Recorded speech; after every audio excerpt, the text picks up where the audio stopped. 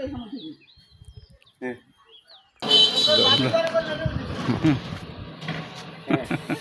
ধানের যে কষ্ট করতেছে আর বড় ভাই হান্নান ভাই এই মনে করেন বাবির সুইচ হয়েছে ভাই এই ঠাটা পড়া রোদের ভিতর ধান মনে করেন সুইচ্ছে বাবিরা কোনো কষ্ট দিচ্ছে না তাও বাবিরা এই সুহির ভাই দেখবে বা না কষ্ট কয় তুমি কি কাম করো আর এই কামের লাগিন আমরা সব মাঠে পুরি মরে পিজের মাঠে ধানের মাঠে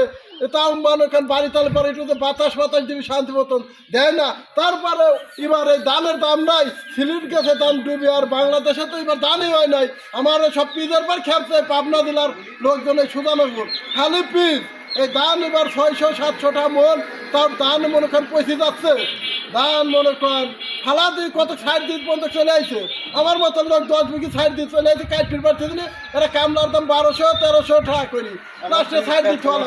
আমরা পিজের কোনো দাম নাই মনে করেন আমি 101 বিঘি পিজ লাইছিলাম পিজের দাম মনে করেন 1000-1200 টাকা এক মন পিস পড়ছে 1600 টাকা খরচ এটা কামলা 1000 আবার মনে করেন গাড়ি ভাড়া দিই এক গাদি পড়ছে আমরা এখন কি করি খাবো কৃষক মানুষ ধান এই করছি দানেরও কোনো ফলন নাই দাম নাই লাস্টে দানও ছাড় দিছি সবাই ভালো থাকবেন আসসালামু আলাইকুম। আচ্ছা